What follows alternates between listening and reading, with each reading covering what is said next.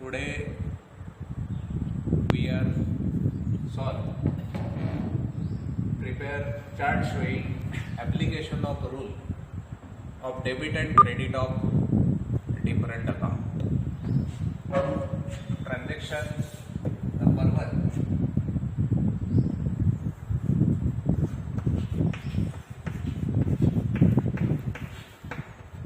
Purchased goods or cash.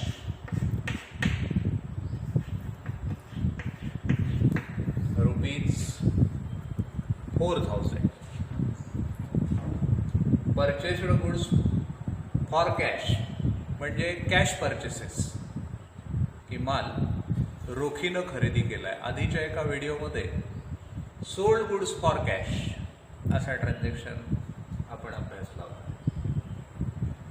तर purchase of goods म्हणजे एक अकाउंट आपल्याला इथे मिळेल, परचेसेस अकाउंट. तर माल रोखीनं खरेदी केलाय म्हणजे दुसरं अकाउंट येईल कॅश अकाउंट. तर माल खरेदी केलेला आहे म्हणजे परचेसेस इज अन एक्सपेन्सेस.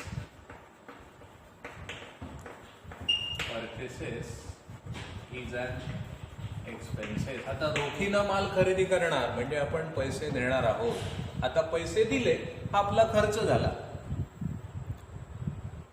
त्यानंतर कॅश.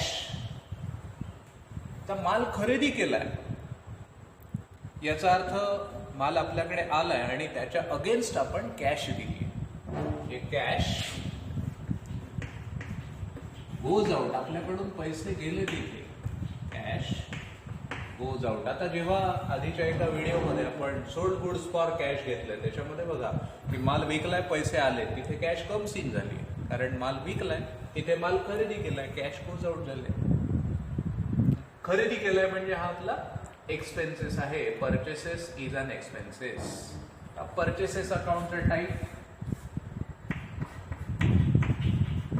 Nominal account. कॅश अकाउंटचा टाईप ऑफ अकाउंट आहे रिअल अकाउंट. आता रूल अप्लाय. नॉमिनल अकाउंटचा रूल काय आहे तर debit all expenses and losses, credit all incomes and gains. तर माल खरेदी केलाय हा आपला एक्सपेन्सेस आहे. Purchases is an expenses. माल खरेदी केलाय हा आपला एक्सपेन्सेस आहे. त्यामुळे रूल अप्लाय कसा होईल debit all expenses. Debit all expenses. त्यानंतर cash account, real account. Real अकाउंटचा rule debit what comes in, credit what goes out. माल खरेदी केलाय त्याच्या अगेन्स्ट आपण पैसे दिलेत म्हणजे कॅश गेलीये, रोख रक्कम आपल्याकडून गेली, cash goes out. Credit what goes out, credit what goes out, credit what goes out असा रूल अप्लाय होईल इथे. तर अकाउंट डेबिटेड, अकाउंट क्रेडिटेड. तर इथे purchases account debit all expenses, so purchases account should be debited. इथे येणार purchases account आणि राहिलं cash account. Credit what goes out, cash goes out, so cash account should be credited. Cash simple आहे transaction. यानंतर पुढचा transaction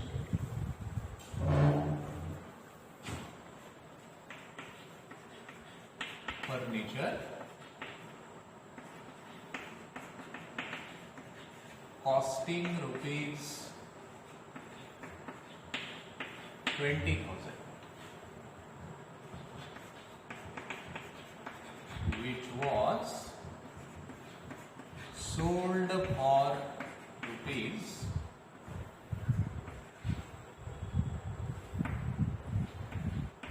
18,000. Furniture costing rupees 20,000 which was sold for rupees 18,000. कि 20,000 रुपये किमतीचं furniture 18,000 रुपयाला विकलंय. 20,000 किमतीचं फर्निचर 18,000 रुपयाला विकलंय. आता 20,000चं फर्निचर 18,000ला विकलं याचा अर्थ असा होतो की 2,000 रुपये आपल्याला लॉस झालाय. आता यामध्ये अकाउंट बघूया कोणती कोणती येतात. आता 18,000 रुपये आपल्याला मिळाले म्हणजे 20,000चं फर्निचर 18,000ला विकलंय म्हणजे 18,000 एवढी कॅश आपल्याला मिळालेली आहे. म्हणजे 18,000 साठी इथे आपण कॅश अकाउंट घेतले. 18,000ला विकलंय म्हणजे तेवढी कॅश आली. त्यानंतर 18,000चं फर्निचर 20,000ला विकलंय म्हणजे आपल्याला 20,000चं फर्निचर 18,000ला विकलंय म्हणजे आपल्याला 2,000 रुपये कमी मिळाले. आता ही कमी मिळालेली रक्कम हा आपला लॉस झाला आहे. म्हणजे loss on sale of furniture account. Loss on sale of furniture account. आणि फर्निचर विकलंय म्हणजे अजून एक अकाउंट असणार आहे फर्निचर अकाउंट.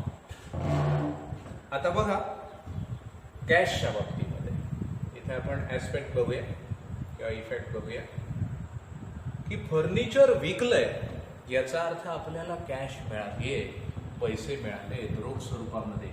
20,000 नाही मिळाले पण 18,000 एवढी रक्कम आपल्याला मिळाली म्हणजे कॅश कम्स इन. पैसे 18,000 रुपये आपल्याकडे आले.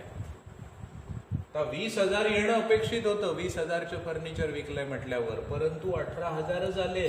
मग आपला 2,000 लॉस झाला. 2,000 रुपये आपला लॉस झाला. मग इथे जरा पॉज करा. तर फर्निचर विकल्यानंतर लॉस झालाय आपला, त्यामुळे इथे इफेक्ट असणार आहे लॉस इन्कम, की तोटा झालेला आहे पूर्णतः. इथे आपल्याला 2,000 रुपये रक्कम कमी मिळाले, हा आपला लॉस झाला. आता फर्निचर विकलंय म्हणजे फर्निचर आपल्याकडे जे काही टेबल होतं खुर्ची होते हे फर्निचर आहे. कबड असेल कपाट असेल हे फर्निचर आहे. हे विकलं म्हणजे ते आपल्याकडून गेलं म्हणजे furniture goes out. Furniture goes out. तर टाइप्स ऑफ अकाउंट बघूया. Cash account, real account. Loss on sale of furniture. Furniture विकल्यानंतर तोटा झालाय. Nominal account. Nominal account. Then furniture account. Furniture ही ऍसेट आहे त्यामुळे ऍसेट्स सर्व रिअल अकाउंट असतात. Real account. तर रूल अप्लाय करूया. रिअल अकाउंटचा रूल काय आहे? Debit what comes in, credit what goes out. Furniture विकलंय, कॅश आपल्याला मिळाली आहे म्हणजे कॅश कम्स इन. त्यामुळे इथे रूल अप्लाय होईल debit what comes in. Debit what comes in, cash comes in. So cash account should be debited. Cash अकाउंटला इथे आपल्याला डेबिट द्यायचे. त्यानंतर बघा loss on sale of furniture. Nominal account. Nominal अकाउंटचा रूल काय? Debit all expenses and losses, credit all incomes and gains. Effect काय झालाय? लॉस. म्हणजे 18,000ला जे फर्निचर विकलंय त्याची मूळ किंमत आहे 20,000 म्हणजे आपल्याला 2,000 कमी मिळाली रक्कम, हा आपला तोटा झालाय. Debit all expenses and losses. किती एक्सपेन्सेस, डेबिट ऑल लॉसेस असा रूल अप्लाय करूया. आता डेबिट ऑल लॉसेस, कारण आपला इथे 2000 तोटाच झालेला आहे, त्यामुळे loss on sale of furniture अकाउंटला आपल्याला इथे डेबिट द्यावं लागेल. इथे लिहूया loss on sale of furniture account. Loss on sale of furniture account, कारण तो आपला लॉस आहे. रूल पण सांगतोय आपल्याला debit on losses. Next furniture account, real account. आता रूल काय आहे रिअल अकाउंटचा? Debit what comes in, credit what goes out. तर सोल्ड फर्निचर विकलंय म्हणजे फर्निचर आपणाकडून गेलेला, निघून गेलेला आहे फर्निचर आपल्याकडून. म्हणजे इथे रूल अप्लाय होईल credit what goes out. Furniture goes out, so furniture account should be credited. So furniture account should be credited. हा, आता इथे या ट्रान्झॅक्शन मध्ये आपल्याकडे 3 अकाउंट आलेली आहेत. एक कॅश अकाउंट आले, एक loss on sale of furniture account आलं आणि एक फर्निचर अकाउंट आले. आपण इथून पुढे जेव्हा जर्नल एंट्री शिकणार आहोत तेव्हा तुम्हाला या गोष्टी जास्त क्लिअर होतील आत्तापेक्षा, जेव्हा प्रॅक्टिकल प्रॉब्लेम्स आपण सॉल्व्ह करणार तेव्हा.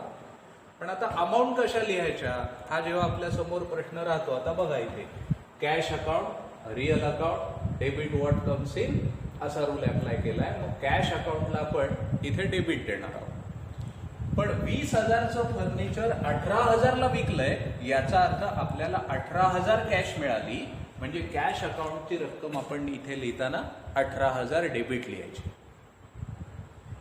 त्यानंतर loss on sale of furniture account हे सुद्धा डेबिट आहे. 20,000चं फर्निचर 18,000ला विकलंय म्हणजे आपला 2,000 लॉस झाला.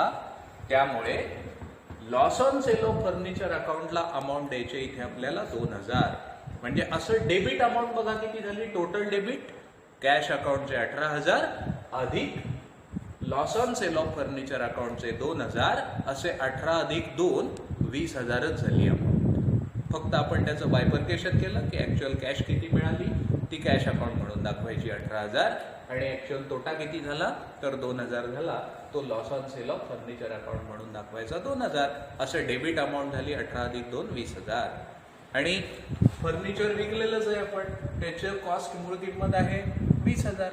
त्यामुळे फर्निचर अकाउंट इथे जो क्रेडिट दिलाय आपण, तर क्रेडिटला अमाऊंट इथे आपण लिहिणार 20,000. म्हणजे जेवढी रक्कम डेबिट होते तेवढीच रक्कम क्रेडिट झाली पाहिजे. म्हणजे इथे 18,000 लिहिले आणि इकडे 20,000 लिहिले तर ते चुकणार आहे. इथे आपण 18,000 कॅश लिहिली, लॉस 2,000 लिहिला, म्हणजे टोटल डेबिट झाले 20,000. इथे टोटल क्रेडिट एकदाच लिहिणार आहोत आपण 20,000. या पद्धतीने आपल्याला अमाऊंट रेकॉर्ड करावे लागते. नेक्स्ट आपण पुढचा ट्रान्झॅक्शन बघूया, तिसरा. गुड्स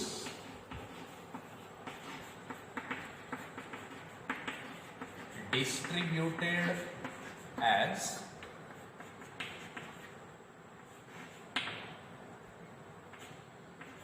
free sample rupees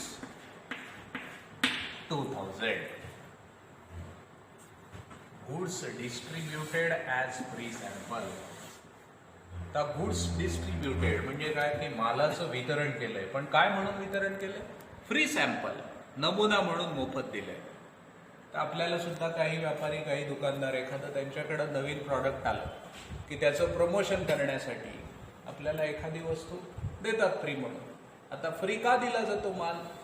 तर आपल्या मालाची जाहिरात व्हावी हा त्याच्या पाठीमागचा हेतू असतो. म्हणजे याच्यामध्ये एक अकाउंट आपल्याला इथे मिळेल, ऍडव्हर्टाइजमेंट अकाउंट. लोकांना, कस्टमरला एखादी मोफत वस्तू दिली की ती वापरल्यानंतर ती चांगली आहे, वाईट आहे, किंवा त्याला ती नंतर वस्तू खरेदी करण्याची सवय लागते आणि आपल्या मालाची विक्री वाढते. म्हणजे सेल प्रमोशनसाठी, जाहिरातीसाठी माल मोफत दिला जातो. तर ऍडव्हर्टाइजमेंट अकाउंट. आता ऍडव्हर्टाईज आपण केली, पण ऍडव्हर्टाईज करण्यासाठी माल मोफत दिलाय. इथे काही पैसे नाही दिले 2000, तर 2000चा एकूण माल दिलाय. म्हणजे इथे अजून एक अकाउंट आपल्याला मिळेल, goods distributed as free sample account. Goods distributed as free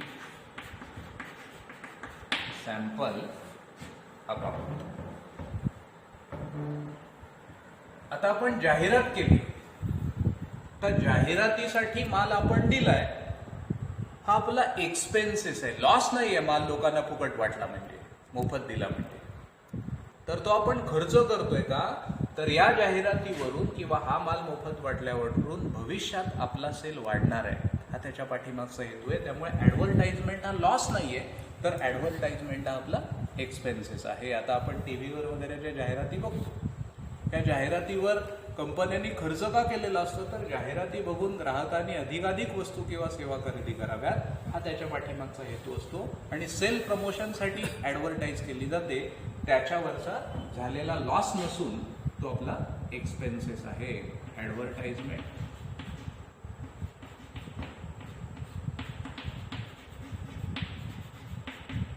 is an expenses. जाहिरात हा आपला इथे खर्च झाला. आता जाहिरात म्हणून आपण इथे काय वाटलंय, तर माल वाटलाय, गुड्स आहे. म्हणजे इथे गुड्स गोज आउट, आपल्याकडून माल गेलाय. गुड्स गोज आउट, माल गेलाय आपल्याकडून. इथे एखाद्याने गुड्स अकाउंट म्हटलं तरी चालू शकतं. शक्यतो goods distributed as free sample असं घेतोय आपण इथे. आता advertisement account, types of account मध्ये बघूया. आता ऍडव्हर्टाइजमेंट हा एक्सपेन्सेस आहे. इथे नॉमिनल अकाउंट असं आहे, नॉमिनल अकाउंट.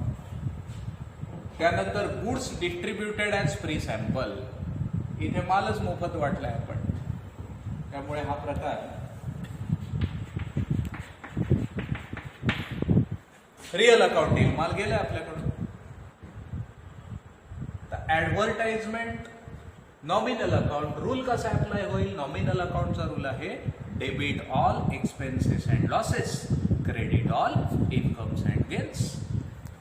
जाहिरातीसाठी माल मोफत वाटलाय, हा आपला एक्सपेन्सेस आहे, म्हणजे रूल अप्लाय करावा लागेल debit all expenses, debit all expenses. So advertisement account should be debited.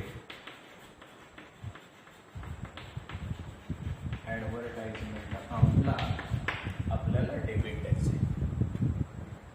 त्यानंतर इथे goods distributed as free sample, real account म्हटलंय. गुड्स रिअल अकाउंटचा rule debit what comes in, credit what goes out. माल आपण मोफत वाटलाय म्हणजे गुड्स आपल्याकडून गेले, माल आपल्याकडून गेलाय. रिअल अकाउंटचा रूल अप्लाय होईल debit what comes in, credit what goes out. Goods goes out, त्यामुळे इथे credit what goes out, credit what goes out. Goods goes out, goods account would be credited. Goods अकाउंटला credit द्यायचं. इथे आपला तिसरा transaction complete झाला. त्यानंतर next चौथा ट्रान्झॅक्शन बघूया.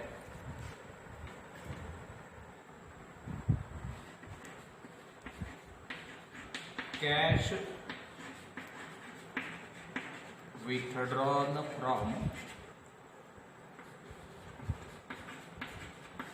Bank of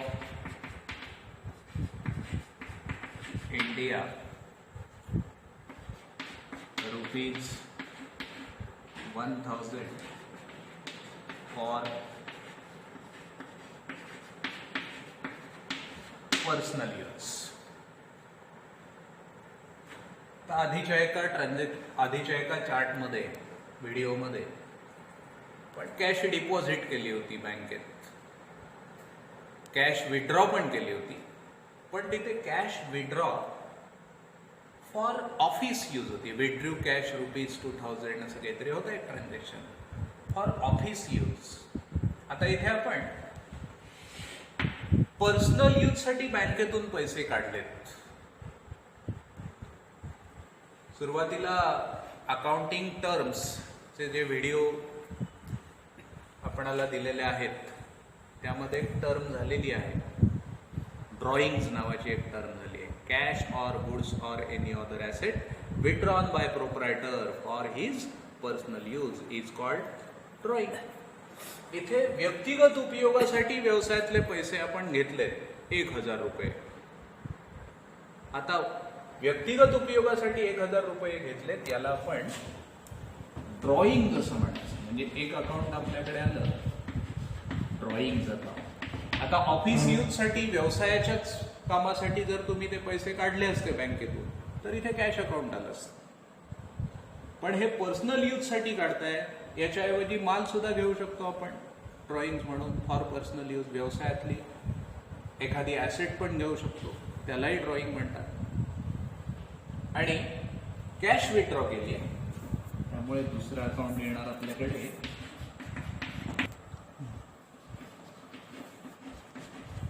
bank of India. Bank of India मधून कॅश विथड्रॉ केली आहे, त्यामुळे दुसरं अकाउंट येणार आहे आपल्याकडे बँक अकाउंट.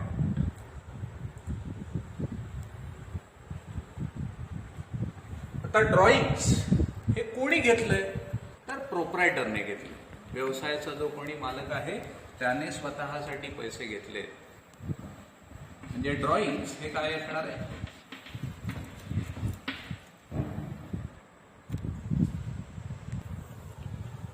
तर ड्रॉइंग्स आहे.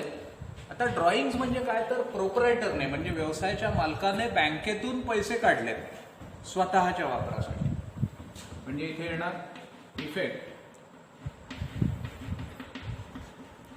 Proprietor withdrawn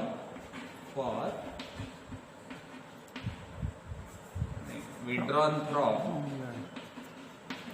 bank of India. की व्यवसायाच्या मालकाने व्यक्तिगत उपयोगासाठी पर्सनल यूज साठी बँक ऑफ इंडिया मधून कॅश विथड्रॉ केली. Proprietor withdrawn from bank of India. आता बँक ऑफ इंडियातून पैसे काढलेत म्हणजे बँक ऑफ इंडियानं प्रोप्रायटरला पैसे दिले. म्हणजे बँक ऑफ इंडिया इज गिवर. बँक ऑफ इंडिया इज गिवर. Drawing account personal account. तर एखादा म्हणेल हे पर्सनल अकाउंट कसं, तर हे ड्रॉइंग कोणाचं आहे, प्रोप्रायटर्स ड्रॉइंग. प्रोप्रायटर ही व्यक्ती आहे, प्रोप्रायटर्स ड्रॉइंग, त्यामुळे ड्रॉइंग अकाउंट पर्सनल अकाउंट. त्यानंतर बँक ऑफ इंडिया अकाउंट हे आर्टिफिशियल पर्सन आहे, आपण आधीच्या व्हिडिओमध्ये काही शिकलेलो आहोत. हे सुद्धा पर्सनल अकाउंट. आता या दोनही अकाउंटला एकच रूल अप्लाय करावा लागेल. की रूल आहे डेबिट रिसिव्हर क्रेडिट गिव्हर. आता याच्यामधलं एक रिसिव्हर असणार आहे, एक गिव्हर असणार आहे. तर ड्रॉइंग्स म्हणून बँकेतून पैसे कोणी काढले तर प्रोप्रायटरने काढले. म्हणजे प्रोप्रायटर हा रिसिव्हर असणार आहे, त्यामुळे प्रोप्रायटर्स ड्रॉइंग, प्रोप्रायटर इज रिसिव्हर. त्यामुळे इथे रूल आपल्याला अप्लाय करावा लागेल debit the receiver. Debit the receiver. Proprietor withdrawn from bank, so drawings account debited.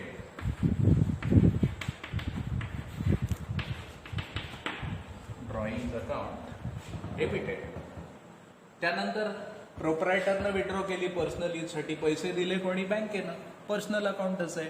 Debit the receiver credit the giver. Bank is giver, bank of India is giver. इथे rule apply करावा लागेल credit the giver. Credit the giver. Bank of India is giver. So Bank of India account should be credited. Bank of India account should be credited.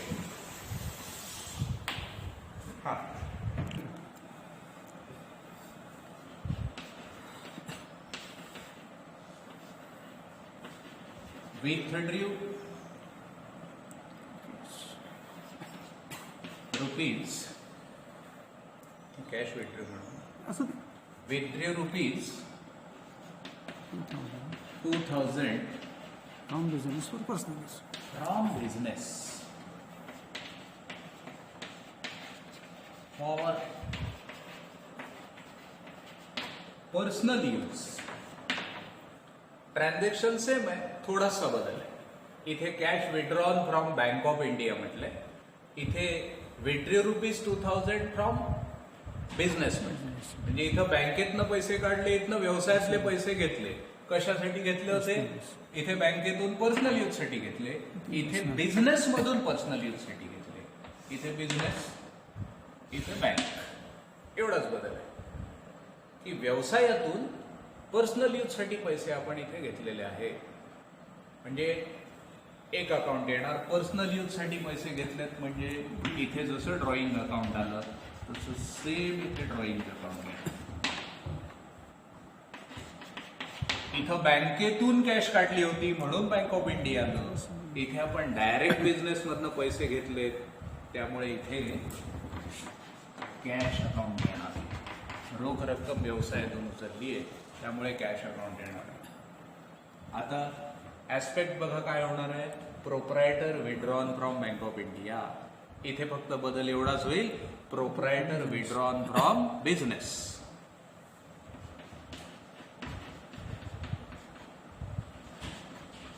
Proprietor withdrawn from business. की प्रोप्रायटरने व्यवसायातून रक्कम उचलली 2000 रुपये आणि cash प्रोप्रायटरनं withdraw केलेत म्हणजे व्यवसायातून cash गेली आहे. म्हणजे cash goes out. Cash goes out. तर ड्रॉइंग अकाउंट, पर्सनल अकाउंट. इथे drawing account, personal account, cash account, real account. तर रूल अप्लाय करूया पर्सनल अकाउंटचा. Debit the receiver, credit the giver. Proprietor's drawing, proprietor is receiver. इथे rule apply होईल debit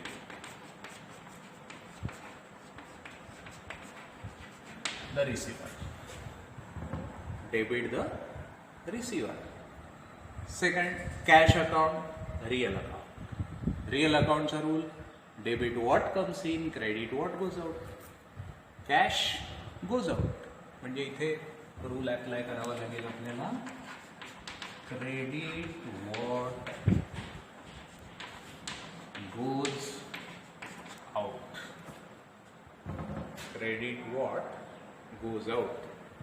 आता बघा, drawing account, personal account, proprietor's drawing withdrawn from business. So drawing account should be debited. Drawings account should be debited. Then cash account, cash goes out. Credit what goes out? So cash account should be credited. Cash account should be credited. या पद्धतीने आपण आज chart पूर्ण केलेला आहे. Thank you.